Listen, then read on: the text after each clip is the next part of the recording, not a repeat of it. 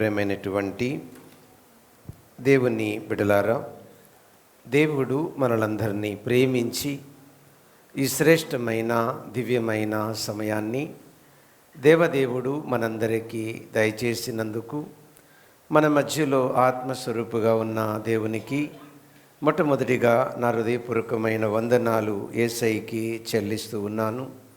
మీరు శ్రద్ధా భయభక్తులు కలిగి మంచి ఫలములు ఫలించి యుగయుగాలు పరలోకపు తండ్రితో ఆనందించాలన్న ఆశ ఆకాంక్ష కలిగి దేవుని సన్నిధిలో కూర్చున్న మిమ్మలను అభినందిస్తూ పేరు పేరున అందరికీ ప్రభు పేరిట హృదయపూర్వకమైన వందనాలు తెలియచేస్తున్నాను. దేవుని బిడ్డలారా, మనము ఈరోజు ఎబ్రీ పత్రిక 6వ అధ్యాయము 9 నుంచి 12 వచనాలు ధ్యాన భాగంగా మనము చూడబోతూ ఉన్నాం. ఈ ధ్యాన భాగానికి ఒక పేరు పెట్టాం, నిజమైన క్రైస్తవులు దేనిలో కొనసాగాలి. ఈ వచనాలు 9వ వచనము, 10వ వచనము, 11, 12. 9వ వచనములో రక్షణలో కొనసాగాలి, నిజమైన క్రైస్తవులు రక్షణలో కొనసాగాలి. 10వ వచనములో ఉపచారము చేయుటలో కొనసాగాలి. 11, 12 వచనాలలో విశ్వాసములో కొనసాగాలి. ఇవి నిజమైన క్రైస్తవులకు హెచ్చరిక. ఓకే, ప్రార్థన చేసుకుందాం. ప్రేమ కలిగిన తండ్రి, వాక్యం అనే రొట్టె విరచి ఆత్మకు జీవాహారంగా పెట్టి మమ్మలను సర్వ సత్యములోనికి నడిపించమని యేసుక్రీస్తు నామమున అడిగి వేడుకుంటున్నాం మా పరలోకపు తండ్రి, ఆమేన్. దేవుని బిడ్డలారా, గమనించండి. ఎబ్రీ పత్రిక దేని మాట్లాడుతుంది అనంటే, ఎబ్రీ క్రైస్తవులు అంటే యూదులు కొందరు క్రైస్తవులు అయ్యారు. ఈ ఎబ్రీ క్రైస్తవులు యేసు ప్రభుని నమ్ముకున్న తర్వాత చాలా శ్రమలు వచ్చాయి. ఆ శ్రమలు వాళ్ళు తట్టుకోలేకపోతున్నారు. అటువంటి పరిస్థితుల్లో గతములో మనము ఆచరిస్తున్న యూదా మతం బాగుంది. యేసుక్రీస్తు నమ్మాక చాలా శ్రమలు కనబడుతున్నాయి, కాబట్టి తిరిగి మళ్ళీ యూదా మతంలోకి వెళ్ళిపోదాం అని వెనక్కి వెళుతున్న క్రైస్తవులను తిరిగి రండి అని పిలుపునిస్తూ రచయిత ఎబ్రీ పత్రికలో విషయాలను వివరించాడు అని మీరు అర్థం చేసుకోవాలి. ఇది థీమ్. ఎబ్రీ పత్రిక మొత్తము ఒకే అంశం మీద మాట్లాడుతుంది. ఓ ఎబ్రీ క్రైస్తవులారా, మీరు వెనక్కి వెళ్ళాలి అనుకుంటున్నారు, మీరు తిరిగి రండి. ఇది ఎబ్రీ పత్రిక యొక్క థీమ్. ఇది మన మనసులో పెట్టుకొని మనం దేవుని వాక్యాన్ని ధ్యానిస్తూ ఉన్నాం, రైట్? అయితే ఎందుకు వెనక్కి వెళ్ళాలనుకుంటున్నారు వాళ్ళు అనంటే, యూదా మతం యొక్క ఆచారాలు పద్ధతులు సులభంగా ఉన్నాయి. క్రైస్తవ యేసు ప్రభుని నమ్ముకున్న ఆ జీవన విధానము, లేకపోతే యేసుక్రీస్తు నమ్ముకున్న వారికి కలిగే శ్రమలతో పోల్చుకుంటే యూదా మతము ఇన్ని శ్రమలు లేవు, కాబట్టి వెనక్కి వెళదాం. దానికి ఈయన ఎలా చెప్పుకుంటూ వస్తున్నాడంటే, దీన్ని మనము 3 భాగాలు చేసాం. దీన్ని ఎబ్రీ పత్రికను. అందులో మొదటి భాగంలో మనం ఉన్నాం. మొదటి భాగం ఏం చెప్తుంది అని అంటే, యేసుక్రీస్తు వ్యక్తిగా శ్రేష్ఠుడు అని చెప్తుంది. చెప్పండి, యేసుక్రీస్తు వ్యక్తిగా శ్రేష్ఠుడు. యేసుక్రీస్తు ఎలా వ్యక్తిగా శ్రేష్ఠుడు అనడానికి కొన్ని పాయింట్లు చెప్పాడు. 1, ప్రవక్తల కన్నా శ్రేష్ఠుడు. 2, దూతల కన్నా శ్రేష్ఠుడు. 3, మోషే కన్నా శ్రేష్ఠుడు. 4, అహరోను కన్నా శ్రేష్ఠుడు, అంటే ప్రధాన యాజకుడి కన్నా శ్రేష్ఠుడు. అక్కడున్నాం ఇప్పుడు మనం. ఇక్కడ మనము గత నెలలో ఏం చూసామంటే నామకార్థ క్రైస్తవుల గురించి ధ్యానం చేశాం. లేదా నేతి బీరకాయలో నెయ్యి లేనట్టు, క్రీస్తు లేని క్రీస్తు ఉన్నట్టు భ్రమపడే క్రైస్తవుల గురించి ధ్యానం చేశాం. ఇప్పుడు నిజ క్రైస్తవుల గురించి ధ్యానం చేస్తున్నాం. అంటే రచయిత మాట్లాడేటప్పుడు నామకార్థ క్రైస్తవుల గురించి మాట్లాడుతున్నాడు, సేమ్ టైం నిజమైన క్రైస్తవుల గురించి కూడా మాట్లాడుతున్నాడు. కాబట్టి గతంలో నామకార్థ క్రైస్తవుల గురించి చూస్తూ ఇప్పుడు నిజ క్రైస్తవుల గురించి మాట్లాడుతున్నాడు అన్నది మీ మైండ్కి ఎక్కించుకోండి. ఓకేనా? వినండి. హెబ్రీ పత్రిక 6వ అధ్యాయం 4 నుంచి 8 వచనాలలో నామకార్థ క్రైస్తవుల లిస్ట్ ఇచ్చాడు. ఇప్పుడు 9 నుంచి 12 వచనాల్లో నిజ క్రైస్తవులారా, వాళ్ళలాగా మీరు బ్రేక్ పడకుండా, వెనక్కి రాకుండా ముందుకి సాగిపోండి. ఇదండి థీము. అంటే ఈ అవుట్లైన్ మీకు చెప్తేనే మీకు నీటిగా వాక్యం అర్థమవుతుంది. రైట్? స్టార్ట్. ఇప్పుడు మనం 9వ వచనం ధ్యానం చేద్దాం. చదవము. అయితే ప్రియులారా, మేము ఇలాగూ చెప్పుచున్నాను. ఒక్క నిమిషం నాన్న. 9వ వచనంలో 2 పాయింట్లు ఉన్నాయి.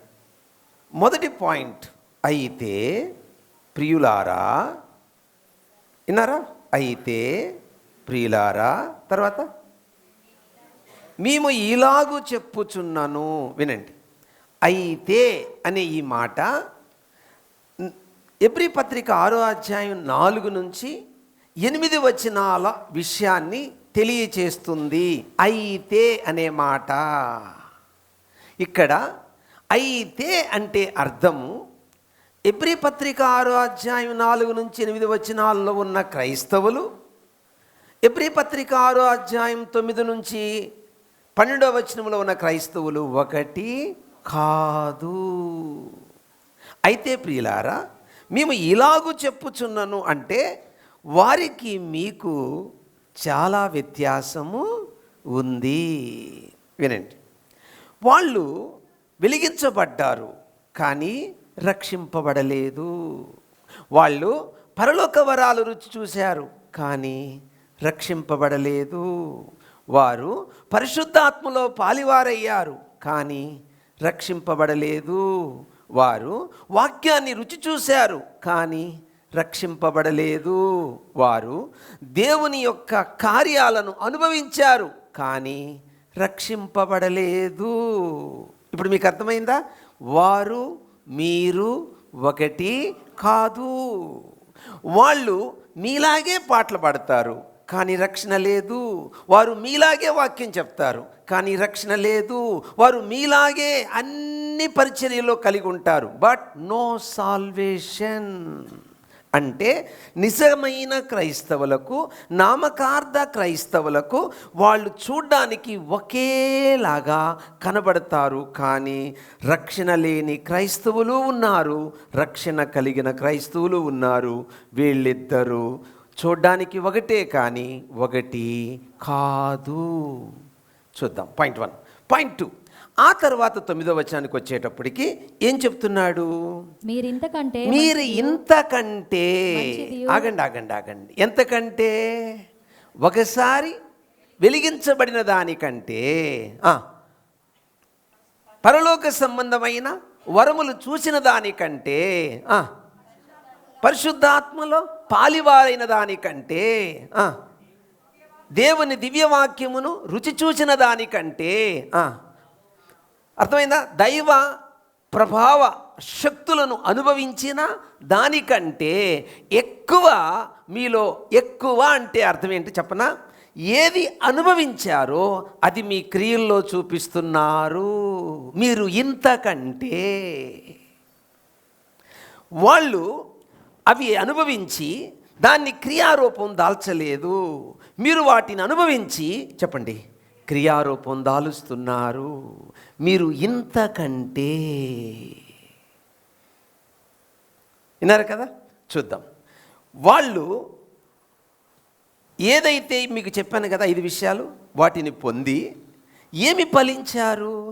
శాపము. మీరేం ఫలించారు?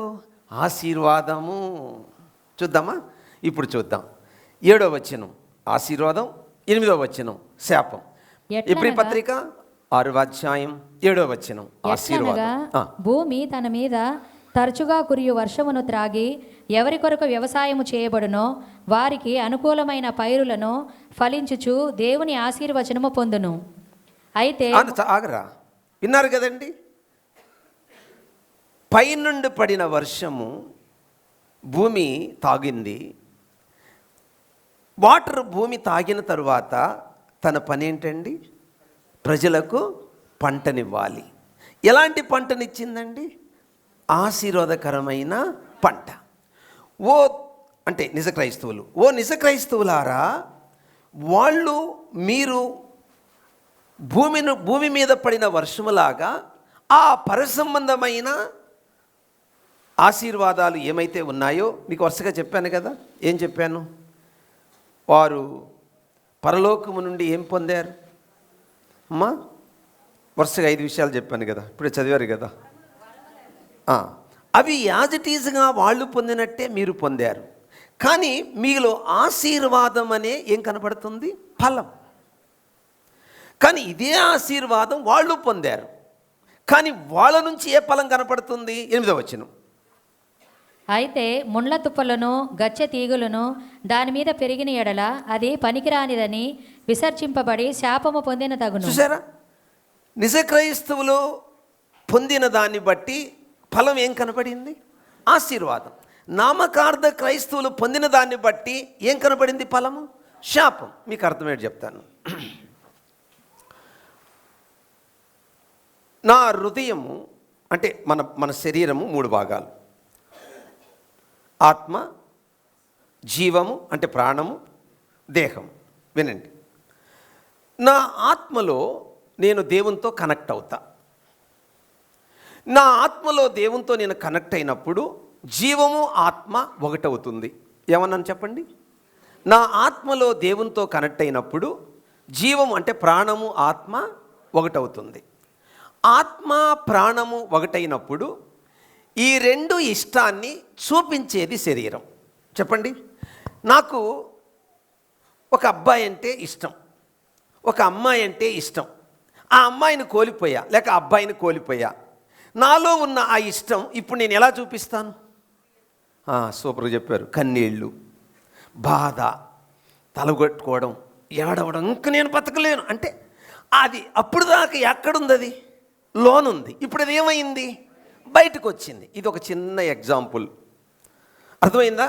ఆ అబ్బాయి లేకుండా నేను బతకలేను, ఆ డైలాగులు వద్దు, దాని గురించి అసలు చెప్పలా నేను. ఇక్కడ మీరు చూస్తున్న విషయం ఏంటంటే ఇది ఆత్మ సంబంధమైన విషయం. అంటే నేను దేవునితో కనెక్ట్ అయినప్పుడు చెడు విషయంలో నా శరీరము క్రియ చూపించదు, మంచి విషయంలోనే నా శరీరం ఏం చూపిస్తుంది?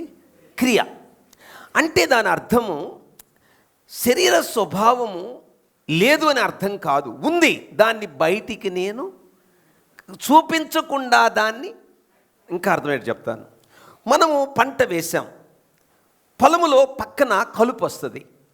ఈ కలుపును వదిలేస్తే ఏమవుతుంది? పంట ఎదగదు. ఇప్పుడు నేనేం చేయాలి? ఆ పంటకు నష్టం జరగకుండా నువ్వు పెరిగినా మళ్ళీ పంట వరకు పెరుగుతూనే ఉండాలా, ఆ తర్వాత కోత కొయ్యాలి. అట్లా శరీరం ఉన్నంత వరకు ఈ కలుపు అనే ప్రాచీన స్వభావాన్ని లేదా పెరుగుతూ ఉండ, 2 ఒకటే. బట్ ఈ విధంగా మీరు చేశారు, వాళ్ళు చేయలేదు. ఇంకా మీకు అర్థమేంటి చెప్తాను, జాగ్రత్తగానండి. మత్తయి సువార్త 7వ అధ్యాయం 15వ వచనం నుంచి 19 దాకా. అబద్ధ ప్రవక్తలను గూర్చి జాగ్రత్త పడుడి, వారు గొర్రెల చర్మములు వేసి. విన్నారు కదా? ఈ నామకార్థ క్రైస్తవులు పైకి ఎలా ఉంటారట? గొర్రెల చర్మం అంటే అర్థము నిజ క్రైస్తవులాగే కనబడతారు. మీరు కనుగొనడం చాలా కష్టమండి వీళ్ళని. ఎవరిని? నామకార్థ పాస్టర్లని, నామకార్థ క్రైస్తవుల్ని, నామకార్థ సువార్థికులని, నామకార్థ వ్యక్తులను కనుగొనడం చాలా కష్టం.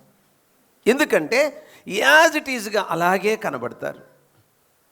మీరు గమనించండి, ఒక లబ్బర్ పాము పేరు పాము, కానీ అదేంటి లబ్బర్. ఇది వెనక ఇలా తోక పట్టుకుంటే ఆ లబ్బర్ని ముందు తల ఇలా ఇలా నాలుగు ఆడిస్తుంది. చూసారు ఎప్పుడన్నా దాన్ని? మరి అది లబ్బర్ అని తెలుసు కదా, ఒమ్మ ఎందుకు వెళ్ళిపోతారు? General think. మీకు అర్థమవుతున్న పాయింట్? యా, వినండి. కాబట్టి నేను ఏం చెప్తున్నానంటే, ఆ లోనున్న స్వభావము అనేది ఎట్టి పరిస్థితుల్లో దాన్ని బయటికి కనబడకుండా ఎవరు ఆపలేరు. ఎవరు? నామకార్థ క్రైస్తవులు. ఏదో ఒక రోజు ఆ స్వభావం బయటికి వచ్చి తీరుతుంది. దాని స్వభావం అదనమాట. ఇప్పుడు చూడండి, ఇక్కడ మత్తయి సువార్త 7వ అధ్యాయంలో ఏం చెప్తున్నాడు? వారు గొర్రెల చర్మములు వేసుకొని మీ యొద్దకు వత్తురు గాని లోపల వారు క్రూరమైన తోడేళ్ళు. వారి ఫలముల వలన వినండి, వారి ఫలముల వలన మీరు వారిని తెలుసుకొందురు. ఎలా? ముండ్ల పొదలలో ద్రాక్ష పండ్లనైనను. వినారా? ముండ్ల పొదలలో నుంచి ద్రాక్ష పండ్లు కొయ్యగలమా? ఏమండి, పల్లేరు చెట్లలో నుండి అంజూరపు ఫలములు కొయ్యగలమా? Yes are no? నా హృదయం చెడిపోయి ఉండగా, నా హృదయం పాడైపోయి ఉండగా నేను మంచి పనులు చెయ్యగలనా? మంచిగా బ్రతక నటించడము వేరు, బ్రతకడము వేరు. రెండు ఒకటి కాదు. ఇక్కడ ఏం చెప్తున్నాడు రచయిత? ఓ నిజ క్రైస్తవులారా, మీరు ఇంతకంటే, ఎవరికంటే? నామకార్థ క్రైస్తవుల కంటే మీరు ఎక్కువ. అంటే ఇక్కడ దేని గురించి మాట్లాడుతున్నాడు? 9వ వచనం సెకండ్ లైన్ చదవమ్మా. 9వ వచనం సెకండ్ లైన్. రక్షణకరమైనది అది దేని గురించి మాట్లాడుతున్నాడు? అంటే మీరు ఏమయ్యారు? రక్షింపబడ్డారు. రక్షింపబడిన మీరు ఏమవుతున్నారు? రక్షణలో కొనసాగుతున్నారు. ఈ రక్షణలో ఇప్పుడు చెప్పండి, కొనసాగడం బ్రేక్ చేయకండి. ఎవరిని బట్టి? నామకార్థ క్రైస్తవులను బట్టి. వాళ్ళను బట్టి నువ్వు పడిపోయే అవకాశం, వాళ్ళను బట్టి నువ్వు దేవునికి దూరం అయ్యే అవకాశం, వాళ్ళను బట్టి నువ్వు దేవుని అపార్థం చేసుకునే అవకాశం, వాళ్ళను బట్టి నువ్వు తప్పు చేసే అవకాశం ఉంది. నువ్వు బ్రేక్ అవ్వకు. నువ్వు రక్షణలో ముందుకి కొనసాగిపో. అయిపోయిందండి. ఏమైపోయింది? ఇప్పుడు రెండో అంశానికి వస్తున్నాను. రెండో అంశం 10వ వచనం. ఒక్క నిమిషం. ఒకవేళ రక్షణ పొందలేదు అనుకోండి, ప్రమాదమా? Yes are no? వినండి, ఒక చిన్న ఎగ్జాంపుల్ చెప్తాను. ట్రైన్లో ఇద్దరు ప్రయాణం చేస్తున్నారు. చాలామంది చేస్తున్నారు. ఆ బోగిలో ఇద్దరు, ఒక అబ్బాయి, ఒక ముసలాయన. పెద్ద అయిన ఆ యవనస్తుని పలకరించాడు. బాబు, నువ్వేం చేస్తున్నావు అని. చదువుకుంటున్నాను. ఏం చదువుకుంటున్నావు? BA చదువుకుంటున్నాను. పాస్ అయ్యావా? లేదు, ఫెయిల్ అయ్యాను. మరి ఏం చేయాలనుకుంటున్నావు? ఇంకేం చేయాలనుకోవట్లేదు. మరి పోయినవి రాసి పాస్ అవ్వా? పాస్ అయినా పాస్ అవ్వకపోయినా ఒకటే కదా, అందుకే రాయాలనుకోవట్లేదు అన్నాడు. అప్పుడు ఈ పెద్ద ఆయన ఏమన్నాడంటే, బాబు, నువ్వు కానీ BA ఏదైతే పోయిందో నీ యొక్క సబ్జెక్ట్ అది రాసి పాస్ అవ్వకపోతే పళ్ళు తోమని వ్యక్తితో సమానం అన్నాడు ఈ పెద్ద ఆయన. అంటే ఏంటి అన్నాడు ఆ అబ్బాయి. నువ్వు పళ్ళు తోమలేదనుకో, ముఖం కడుక్కోలేదనుకో, ఎవరైనా ఏదైనా పెడుతుంటే ఏం చేస్తావు? వద్దంటావు. అంటే వచ్చే ఆశీర్వాదాలన్నీ కోల్పోయినట్టే. ఈ ఎగ్జాంపుల్ ఎందుకు చెప్పానంటే, రక్షణ పొందకపోతే పరలోక ఐశ్వర్యాన్ని కోల్పోతావు. కాబట్టి రక్షింపబడాలి, రక్షణలో కొనసాగాలి. ఓకే, రెండో అంశం స్టార్ట్. 10వ వచనం.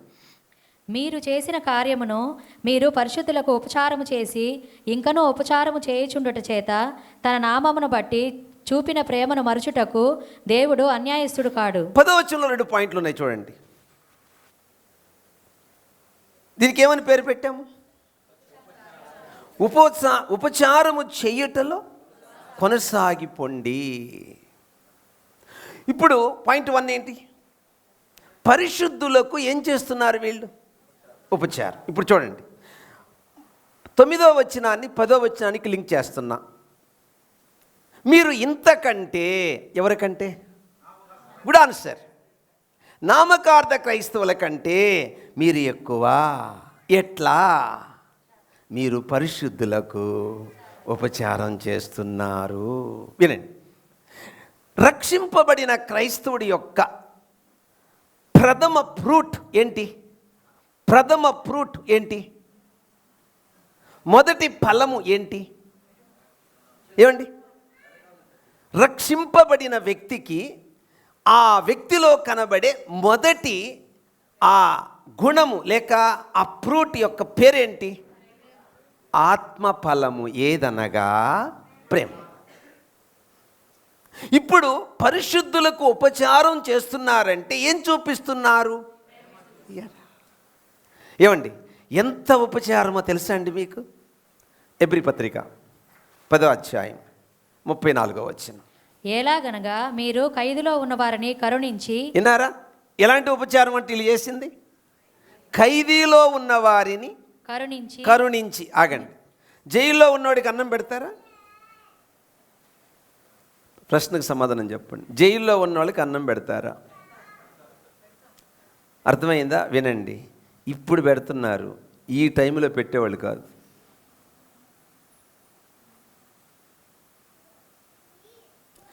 ఒకవేళ పెట్టుంటే ఖైదీలో ఉన్న వారిని మీరు కరుణించి. యేసు ప్రభు కూడా ఈ పదాలు వాడాడు. నేను చెరసాల్లో ఉంటిని, నేను ఆకలిగా ఉంటిని. వినండి జాగ్రత్తగా. ఆ దినాలలో క్రైస్తవులను, ఇప్పుడు జనరల్ జైలు గురించి మాట్లాడట్లా, స్పెసిఫిక్గా మనం క్రైస్తవుల గురించి మాట్లాడుకుంటున్నాం. అంటే వీళ్ళని ఏంటంటే ఇట్లా హింస పెడితే మిగతా వాళ్ళు, ఇప్పుడు ఎస్సీలకు మాత్రమే రిజర్వేషన్ లేదు. కారణం ఏంటి? యేసును నమ్ముకుంటే. ఒక సర్వేలో తేలింది ఏంటంటే 80% ఉన్నారట ఎస్సీలో క్రైస్తవులు. కాబట్టి ఏం కాకూడదు? వీళ్ళందరూ క్రైస్తవులు కాకూడదు. కాకుండా ఉండాలంటే ఏం చేయాలి? భౌతికమైన లబ్ధిని క్లోజ్ చేయాలి. అప్పుడేమవుతుంది?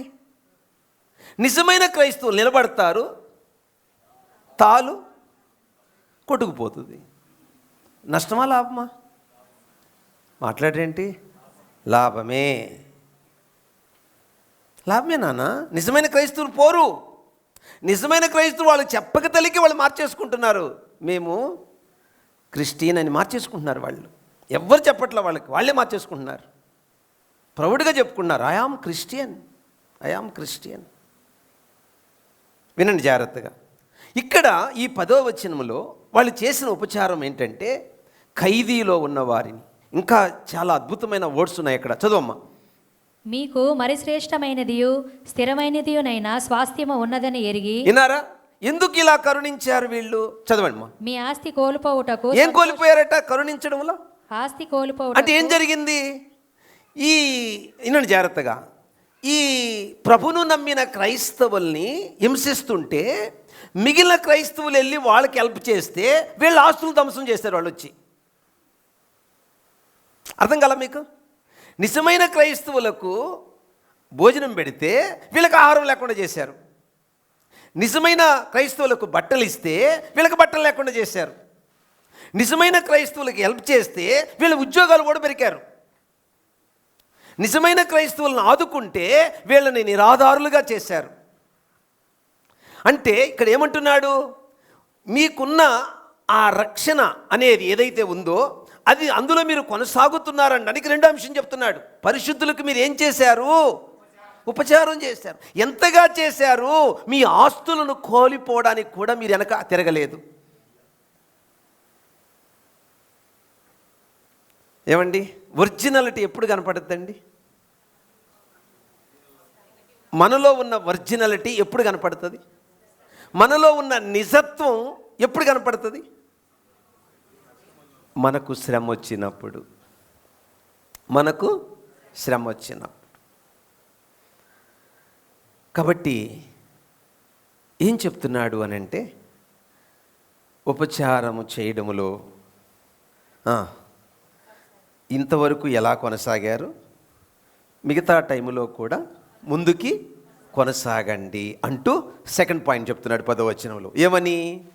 మీరు ఇలా చేసినందుకు అంటే ఏం చూపినట్టు? ప్రేమను. ఉంది, ఆ మాట ఉంది అక్కడ 10వ వచనంలో 2వ ఇలా మాట ఉంది. ఆయన నామమును బట్టి మీరు ఏం చూపారు? మీ ప్రేమను మరుచుటకు దేవుడు అన్యాయస్తుడు. వాహ్! కౌంట్ చేసుకుంటున్నాడా? అమ్మా, నువ్వు దేవుని కొరకు నీ ఉద్యోగం కోల్పోయిన విషయము కౌంట్ చేసుకుంటున్నాడా? దేవుని కొరకు నీ రిజర్వేషన్ కోల్పోయిన విషయం దేవుడు కౌంట్ చేసుకుంటున్నాడా? దేవుని కోసం నీకున్న పౌరువు కోల్పోయిన విషయం నువ్వు కౌంట్ చేసుకుంటున్నాడా? దేవుని కోసం నువ్వు చేసిన త్యాగం దేవుడు కౌంట్ చేసుకుంటున్నాడా? ఎస్, కౌంట్ చేసుకుంటున్నాడు. ఒకవేళ ఉద్యోగం కోసం యేసు ప్రభుని వదులుకుంటే నీ ఉద్యోగము వ్యవధి 35 ఇయర్స్ ఉంటుంది. బట్ దేవుని కొరకు నీ రిజర్వేషన్, నీ ఉద్యోగాన్ని వదులుకుంటే యుగ యుగాలు దేవుడిచ్చే ఆశీర్వాదం అనుభవించబోతున్నావు. అది విశ్వాసం మీద ఆధారపడి ఉంటుంది, నమ్మకం మీద ఆధారపడి ఉంటుంది. దేవుని బిడ్డలారా, ఆలోచించండి. ఇక్కడ ఏం చెప్తున్నాడు రచయిత? మీ ప్రేమను మరచుటకు దేవుడు అన్యాయస్తుడు కాడు. ఏమండి, మనము చేసిన త్యాగం ఏమైనా చేయొచ్చండి యేసు నామములో. అదేనమ్మా ఉందన్నమాట. చదవరా నా కొడక, చదువు.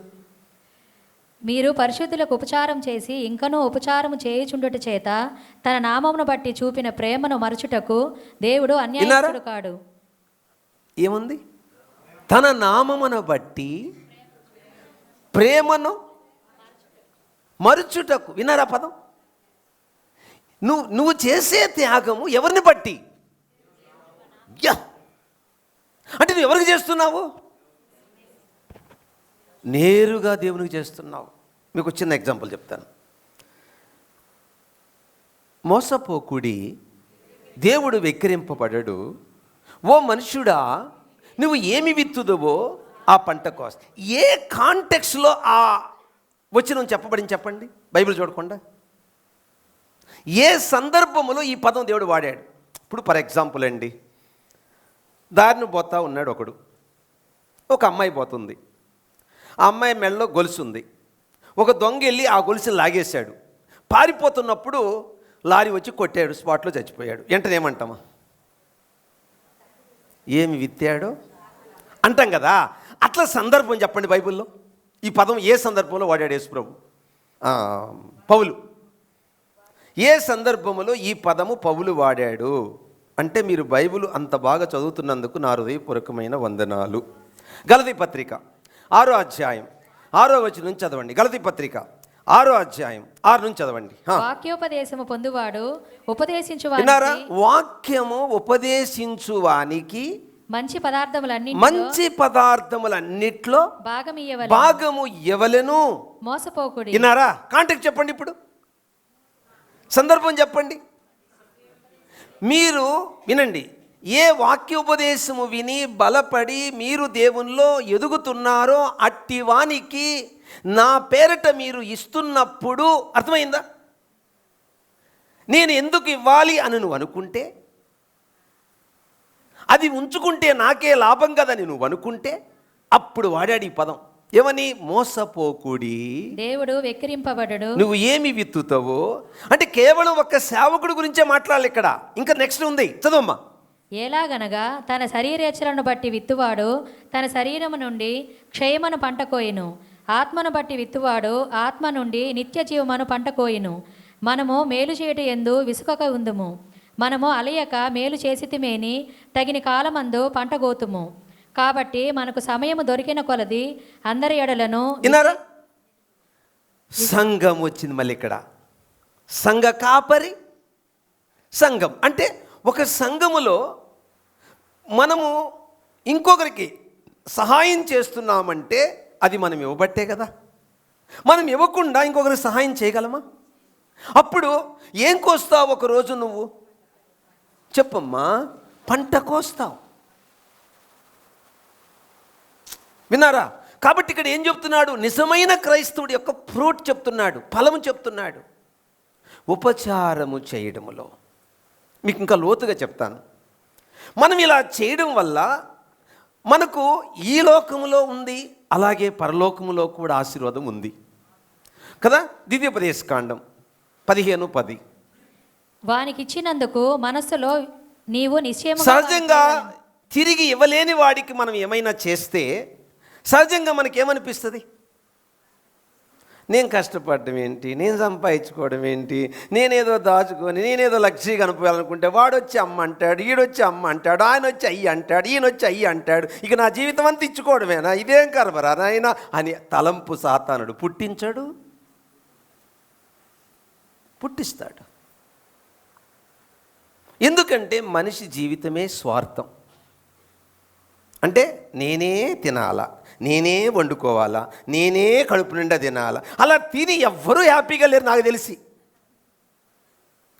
నువ్వు ఏదైనా చేసుకొని నలుగురికి పెట్టి తిను, నువ్వు ఒక్కదానివే తిను, సాయంకాలం రిజల్ట్ కనపడుతుంది. సో ఇచ్చుట్లో ఉన్న సంతోషం ఇంకెక్కడా లేదండి ప్రపంచంలో. ఇక్కడ ఏమన్నాడు? నువ్వు అలా ఇచ్చినందుకు నువ్వు ఫీల్ అవ్వకు. ఏమ్మా ఏముంది? నీవు నిశ్చయముగా వానికి ఇయ్యవలెను, వానికి ఇచ్చినందుకు మనస్సులో విచారపడకూడదు. ఫీల్ అవ్వద్దు. ఇందువలన నీ దేవుడైన యెహోవా నీ కార్యములన్నిట్లో నీవు చేయు నీ ప్రయత్నములన్నీ గ్యాస్ త్వరగా అయిపోదు, నీ భీమ్ బస్త త్వరగా అయిపోవు, మాటికి హాస్పిటల్కి వెళ్ళి టెస్టులు చేయించుకోవాల్సిన అవసరం రాదు.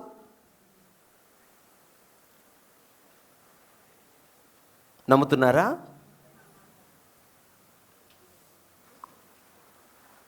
దేవుడు ఎలా బ్లెస్ చేస్తాడో నీకే ఊహకు అందదు. ఇంకా చెప్తాను ఆశీర్వాదం గురించి. దేవుని ఆశీర్వాదాలు ఎంత అద్భుతంగా ఉంటాయో మీకు వివరిస్తాను. జాగ్రత్తగానండి పాప. సామెతల గ్రంథం 10:22. యెహోవా ఆశీర్వాదము ఐశ్వర్యం ఇచ్చును. విన్నారా? ఎక్కువ ఆశీర్వాదం ఏమిస్తుందట? దేవుడిచ్చే ఐశ్వర్యం అంట మనము సంపాదించే ఐశ్వర్యంతో పోలిస్తే ఏది ఎక్కువ అంట? ఉందా మాట? చదువమ్మా పూర్తిగా 10:22 పూర్తి. యెహోవా ఆశీర్వాదము ఐశ్వర్యం ఇచ్చును, నరుల కష్టము చేత నరులు సంపాదించిన ఆశీర్వాదాన్ని ఒక పక్క పెట్టి దేవుడిచ్చిన ఆశీర్వాదం ఒక పక్క పెడితే దేవుడిచ్చిందే ఎట్లా? ఇప్పుడు ఎగ్జాంపుల్ చెప్తాను ఎట్లా పాప. యెహోషువ గ్రంథం 7:21. యెహోషువ గ్రంథం 7:21 వినండి. దేవుడు ఏం చెప్పాడు? మామూలుగా యుద్ధంలో ధర్మయుద్ధం ఏంటి? యుద్ధములు అన్నీ ధరించుకోవాలి, ఓడిపోతే గెలిచిన వాడు ఓడిపోయిన దగ్గర వాళ్ళ సొమ్ము తీసుకోవాలి. అది ధర్మయుద్ధం. తెలుసా మీకు ఇవన్నీ? కానీ ఎరుకో దగ్గరికి వచ్చేటప్పటికి చెప్పండి, మీరు ఏది ముట్టొద్దు, అది శపితమైనది అన్నాడు దేవుడు. ఓకేనా? కానీ కంటికి ఎదురుగా ఏం కనపడ్డాయి ఆకానికి? సీనారి వస్త్రము, వెండి, బంగారము. ఓకేనా? ఇప్పుడు బాగా ఆలోచించండి. నేనేంటి ఒక్కోసారి తీసుకోమంటాడు, ఒక్కోసారి వద్దంటాడు, ఇంత ఆగలేకపోతున్నాము అని తీసేసుకొని దాచేసుకున్నాడు.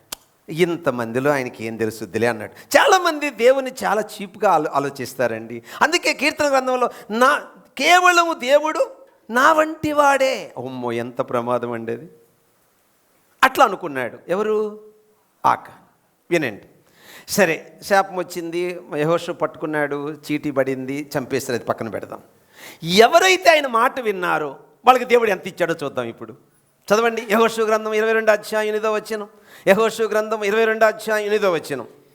మీరు మిక్కిలి కలిమి గలవారై అతి విస్తారమైన పశువులతోనూ. విన్నారా? ఎవరైనా మాట విన్నారో ఎంత ఇచ్చాడట? ఎంత ఇచ్చాడంట? అతి విస్తారమైన పశువులతోనూ వస్త్రములు, వెండితోనూ వెండి, బంగారుతోనూ ఆయనకి ఎంత, ఆయన ఎంత తీసుకున్నాడు? ఇప్పుడు ఆకాన్ ఎంత తీసుకున్నాడండి? ఎడేమనుంది? సీనారి వస్త్రములు అని ఉందా? సీనారి వస్త్రము అని ఉందా? వెండి ఎంత? వెండి ఎన్ని తులములు? 50 తులములు. బంగారం ఎన్ని తులములు? బంగారం అండి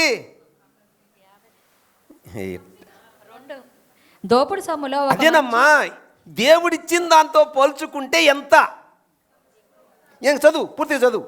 22:8 పూర్తిగా చదువు. మీరు మిక్కిలి కలిమి గలవారే అతి మిక్కిలి విస్తారమైన కలిమి. విన్నావా తల్లి? అది దేవుడిచ్చేది. దేవుడు ఎలా ఇస్తాడంటే కొదువు లేకుండా ఇస్తాడు. దేవుడు ఎలా ఇస్తాడంటే సంతృప్తిగా అనుభవించేటట్టు ఇస్తాడు. దేవుడు ఎలా ఇస్తాడంటే అందులోనే పచ్చడి మెతుకుల్లోనే పరమానందంగా హృదయానికి ఆనందం కలిగించేటట్టు ఇస్తాడు. పచ్చి పులుసు నడుచుకొని పరమానంగా తిన్న రోజులు ఉన్నాయి. ఏమండి, ఎక్కువ ఆశీర్వాదం ఐశ్వర్యం ఇస్తుంది. అప్పుడు దాకా ఓపిక పడితే కదా మనం, అది వచ్చింది సమస్య. ఆ ఓపిక లేకనే ఇన్ని సమస్యలు కొని తెచ్చుకుంటున్నాం మనం. అబ్రహాం గారు ఓపిక పట్టుంటే ఆగరు రాదు కదా, యుద్ధాలు లేవు. కొన్నిసార్లు మనం తొందరపడిన తొందరపాటే ఈరోజు కూడా శాపము అనుభవిస్తున్నాం. పరలోకంలో ఈ ప్రాబ్లం ఉండదు, మీరేం భయపడొద్దు. అందుకే యేసుప్రభు ఈ లోకానికి వచ్చి, యేసుప్రభు ఎందుకు పుట్టాడు? నిజమైన క్రిస్మస్కి అర్థం చెప్పండి. రక్షణలో కొనసాగుట. నిజమైన క్రిస్మస్కి రెండో అర్థం చెప్పండి. ఉపచారము చేయుట. అర్థమైందా? అన్నం ఉడికేటప్పుడు అబ్బా ఎక్కువ ఉడికిపోయిందని బెల్లం వేస్తే ఏమర్థం అవుతుంది? అది క్రిస్మస్ మాట యాడ్ చేస్తే క్రిస్మస్ ప్రసంగం అంతే. ఇది సింపుల్, అంతే కదండి. ఇప్పుడు క్రిస్మస్ యాడ్ చేసామనుకోండి క్రిస్మస్ ప్రసంగం అయిపోయింది. ఇది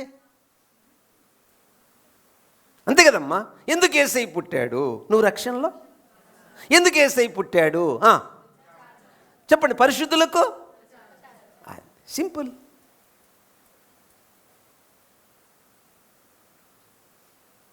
కాకుంటే మనకేందంటే సంవత్సరానికి ఒక్కసారి క్రిస్మస్, కానీ మన జీసస్ మినిస్ట్రీలకు రోజు క్రిస్మస్సే. అందుకే నేను క్రిస్మస్ అనే రోజు ప్రతి ప్రసంగంలో ఆయన పుట్టుకుంటుంది, ఆయన మరణం ఉంటుంది, పునరుత్థానం ఉంటుంది. కాబట్టి రోజు క్రిస్మస్సే మనకు. కొంతమంది ఈ నెలంతా క్రిస్మస్ ప్రసంగాలే చేస్తారు. నేను అట్ట చేయను, 52 వారాలు చేస్తాను. అంతే కదమ్మా. ఆయన పుట్టుక మరణం పునరుద్ధానం లేకుండా ప్రసంగమే ఉండదు. మీనింగ్ అలాగే, మీరు ఏ ప్రసంగం చూసుకోండి, మీనింగ్ అదే వస్తుంది. ఓకే, కాబట్టి దేంట్లో సాగిపోవాలి ఇప్పుడు మనం నిజమైన క్రైస్తవులు? ఉపచారము చేయుటలో. తగిన కాలమందు ఏం కొయ్యబోతున్నాం మనం? ఊహించనంత ఆశీర్వాదం నీవు పొందబోతున్నావు. ఇక్కడ లక్షాధికారి, అక్కడ భిక్షాధికారి అవ్వచ్చు. ఇక్కడ భిక్షాధికారి, అక్కడ లక్షాధికారి అవ్వచ్చు. చాలా ఉన్నతమైన స్థితిలో నిన్ను దేవుడు పెట్టబోతున్నాడు. ఇది సత్యం, ఇది సత్యం. రెండో అంశం అయిపోయింది. ఇప్పుడు మూడో అంశానికి వెళ్దాం. మూడో అంశం ఏంటి? ఓకే, 11-12 వచనాలు కలిపి చదువుదాం. చదువమ్మా. ఎబ్రీ పత్రిక 6వ అధ్యాయం 11-12. మీరు మందులు కాక విశ్వాసము చాలు. చేతను. ఏం కాక అంటే మెడిసిన్ కాక అని అర్థమా? ఈ వాక్యం చెప్తుంటే ఒక సహోదరి మందులు కాదండి మాందులు అని చదవమనింది నన్ను. సరే, నేను అన్నాను మీరు గూగుల్ కొట్టుకొని చూసుకోండి, దానికి అర్థం దొరికితే మీరే చెప్పండి అని. గూగుల్లో కొడితే ఇంతవరకు మా దగ్గరికి ఇది రాలేదు మాందులు అనే పదము, మీరేమన్నా కనిపెడితే మాకు చెప్పండి వచ్చింది గూగుల్లో.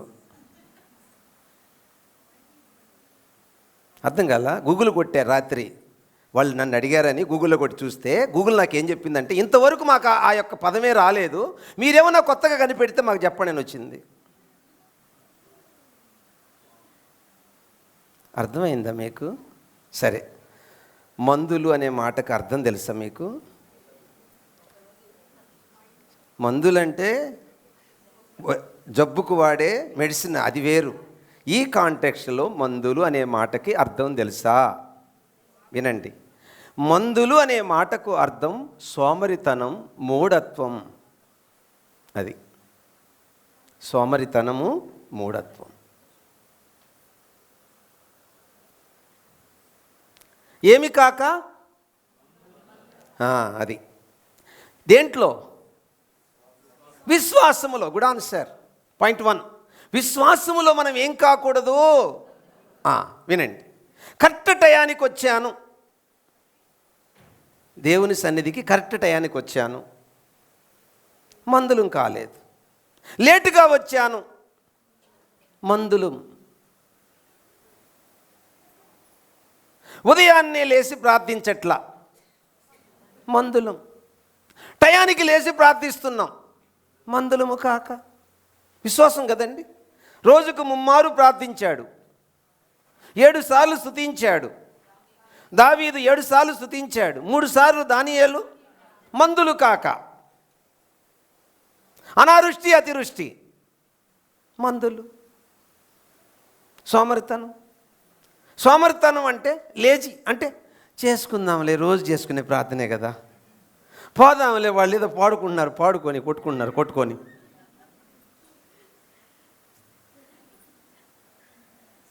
మందులు. విశ్వాసములో ఏమై ఉన్నాము? మందులు. సోమరితనం, మూఢత్వం. ప్రార్థనలో మందులు, వాక్యములో మందులు. చదువుదాంలే, రోజు చదువుకునే వాక్యమే కదా, నీకు స్తోత్రం, నాకు ఆత్రం. ఈరోజు ఏం వాగ్దానం ఇచ్చావు ప్రభువా? మందులు. వాక్యము వినడములో మందులు. ఏం చెప్పారా? ఏం చెప్పారా? చెప్పండి. విశ్వాసములో మనం ఏం కాకూడదు?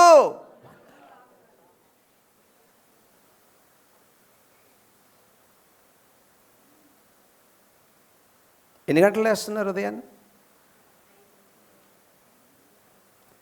మీరు 11కు పడుకున్నా 5కి లేస్తే సరిపోద్ది నిద్ర. 6 అవర్స్ సరిపోద్ది, గాఢ నిద్ర వస్తుంది. కానీ ఎందుకు మనకు సరిపోవట్లేదంటే మనం లేటుగా తింటాం, అందుకు సరిపోదు. మీరు పెందలాడే తింటే సరిపోతుంది. పైగా రాత్రులు హార్డ్వేర్ తీసుకోకూడదు, సాఫ్ట్వేర్ తీసుకోవాలా. అంటే ఎన్వి తీసుకోకూడదు. సాత్విక ఆహారం రాత్రులు తీసుకోండి. ఎందుకు? ఈ శరీరానికి ఒక గుణం ఉంది, మనం ఇచ్చే ఆహారాన్ని బట్టి దాని ప్రవర్తన ఆధారపడుతుంది.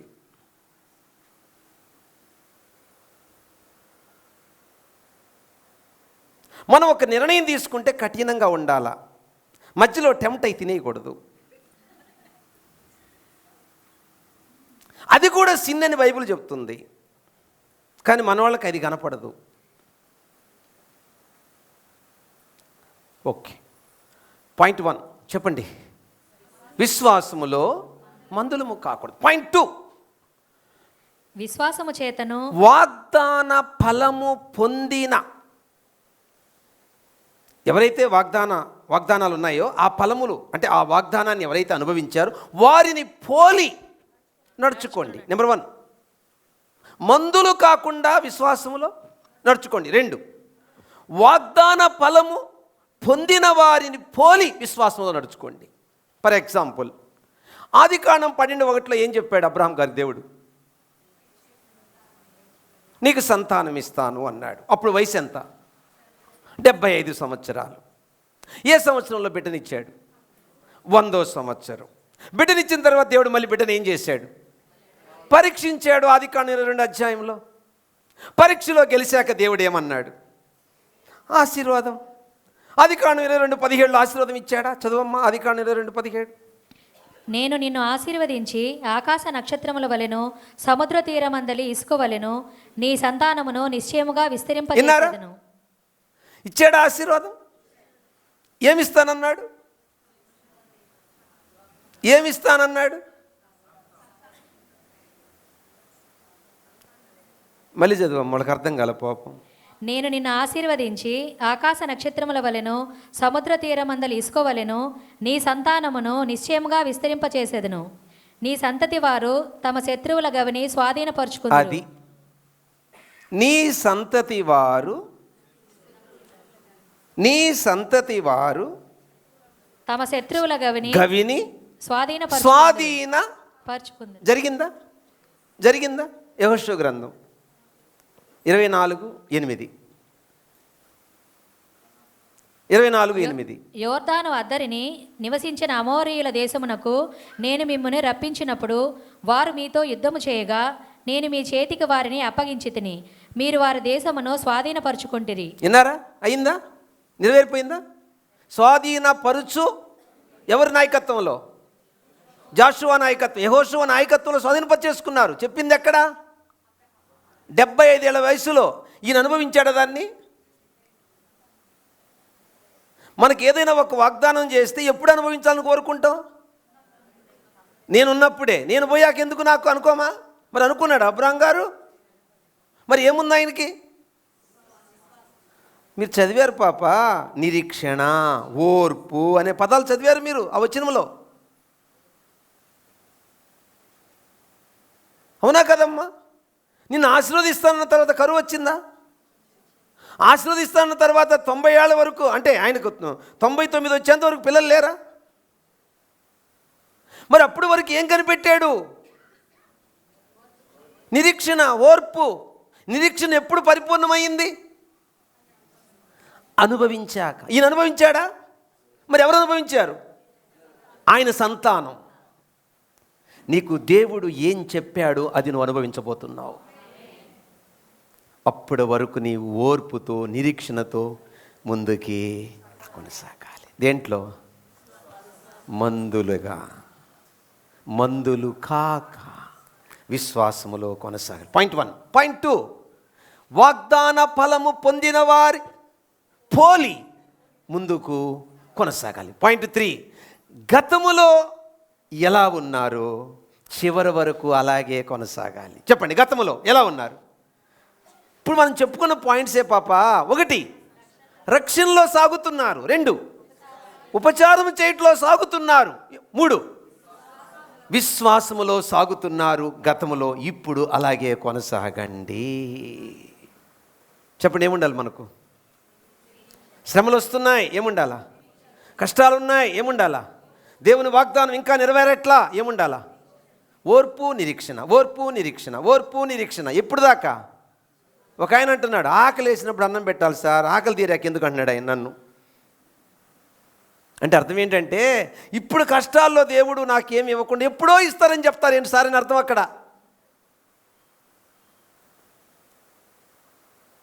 మన గురించి మనకు బాగా తెలుసా? మన గురించి దేవుడికి ఎక్కువ బాగా తెలుసా? నీ కొడుకు గురించి నీకు ఎక్కువ తెలుసా? నీ కొడుకు ఎక్కువ తెలుసా? నీ బిడ్డ గురించి నీకు ఎక్కువ తెలుసా? వాడికి ఎక్కువ తెలుసా? కానీ వాడేమంటాడు తెలుసా? నీకేం తెలుసు? నీతో అనే మాట ఇది. నీ కొడుకు నీకేం తెలుసు? ఎన్ని డైపర్లు మార్చింది వాడికి తెలుసు. ఎన్ని రాత్రులు తల్లి మేలుకుంది వాడికి తెలుసు. ఎన్ని కష్టాలు పడింది వాడికి తెలుసు. చెప్పండి, ఏముండాలమ్మా మనం ముందుకు సాగిపోవాలంటే? లాస్ట్ పాయింట్, విశ్వాసం. అమెరికా దేశంలో ఒక కళ్ళు దుకాణం వ్యక్తి కేసు వేసాడు సంఘం మీద. ఎందుకు కేసు వేసాడంటే, తుఫాను వచ్చినప్పుడు అతని కళ్ళు దుకాణం కూలిపోయింది. అందుకు కేసు వేసాడు కోర్టులో. జడ్జి సంఘస్థులందరినీ పిలిచి అడిగాడు, మీ ప్రార్థన వల్ల కళ్ళు దుకాణం కూలిపోయిందని ఆ యజమానుడు కేసు వేసాడు, నిజమేనా అని. వాళ్ళు అమ్మతోడు అయితోడు మాకు సంబంధం లేదన్నారు వాళ్ళు. అప్పుడు జడ్జి ఏమన్నాడంటే, కళ్ళు దుకాణము వ్యక్తి విశ్వాసం గొప్పదా, మీ విశ్వాసం గొప్పదా? మీ విశ్వాసం కంటే కళ్ళు దుకాణం విశ్వాసం గొప్పదని జడ్జిమెంట్ ఇచ్చాడు. అర్థం కాలే ఇంకా మీకు? ఏమర్థమైందా? వాళ్ళు ప్రార్థన చేసినందువల్ల నా దుకాణం కూలిపోయిందని కేసేస్తే వాళ్ళు మాకు తెలియదు అన్నారు, మాకు ఎలాంటి సంబంధం లేదన్నారు వాళ్ళు. అప్పుడు ఆయన ఏమంటున్నాడంటే, జడ్జి గారు, మీ విశ్వాసం కంటే కళ్ళు దుకాణ యజమాని విశ్వాసం గొప్పది అని చెప్పాడు. అతను నమ్ముతున్నాడు ఏమని? మీ ప్రార్థన వల్ల నా దుకాణం కూలిపోయిందని. వాళ్ళు నమ్మట్లా. మరి మీరు ఏ విశ్వాసంలో ఉన్నారో?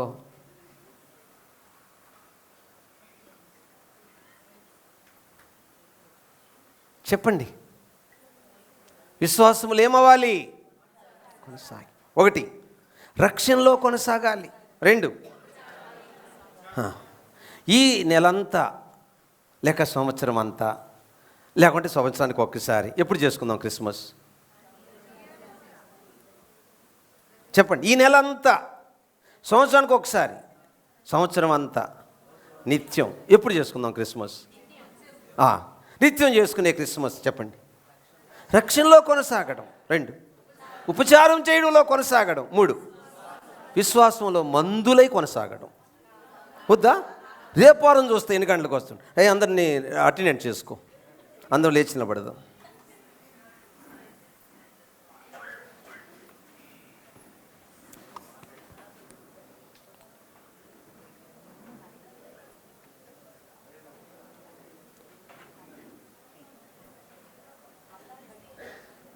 ఓకే, ఇప్పుడు మనం ప్రభు బలలో చేయవేయబోతున్నామండి. మీలో ఎవరైనా మారు మనసు పొందకపోతే మారు మనసు పొందండి. మీలో ఎవరైనా బాప్తీసం తీసుకోకపోతే బాప్తీసము తీసుకోండి. మారు మనసు పొంది బాప్తీసం తీసుకొని మీలో ఎవరైనా బలలో చేయవేయకపోతే ప్రభు బలలో చేయవేయండి.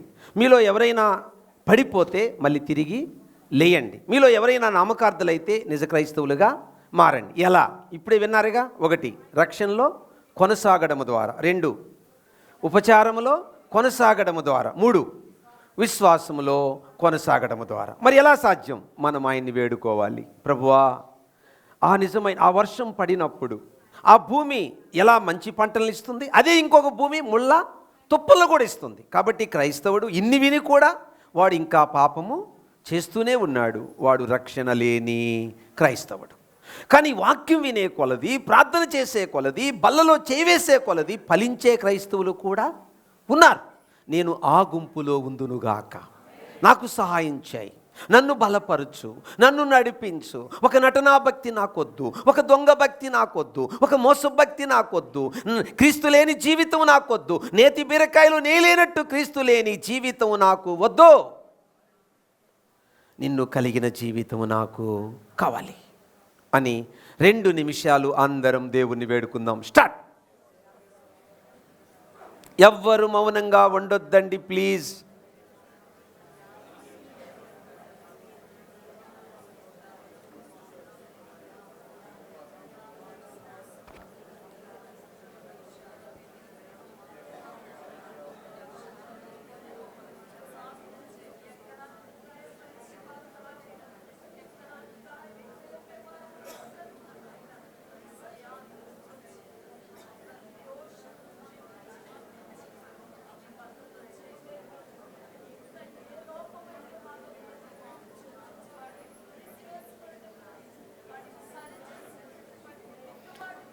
మన ప్రార్థన ఆలకించిన దేవునికి స్తోత్రం, స్తోత్రం, స్తోత్రం. ప్రార్థన.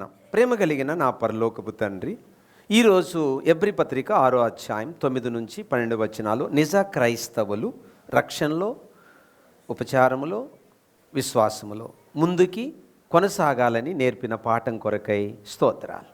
ఆ వెనక్కి వెళ్ళిన క్రైస్తవులు మరి ముళ్ళ తొప్పలు, గచ్చ పొదలు మొలిచి అది అగ్నితో కాల్చబడుతుంది. అక్కడ ఏడుపును పండ్లు కొరుకుతుంటాయి. కాబట్టి మేము నటనా క్రైస్తవులము కాకుండా నిజమైన క్రైస్తవులుగా ముందుకు సాగిపోతే ఊహించని ఆశీర్వాదానికి వారసులము కాబోతున్నాం.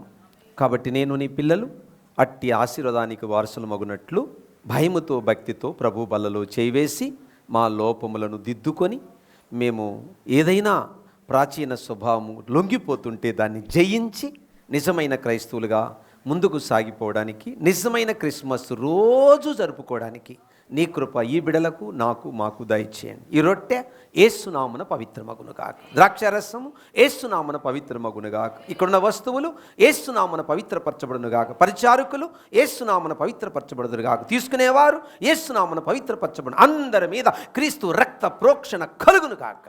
ఏసునామను అడుగుచున్నాము తండ్రి.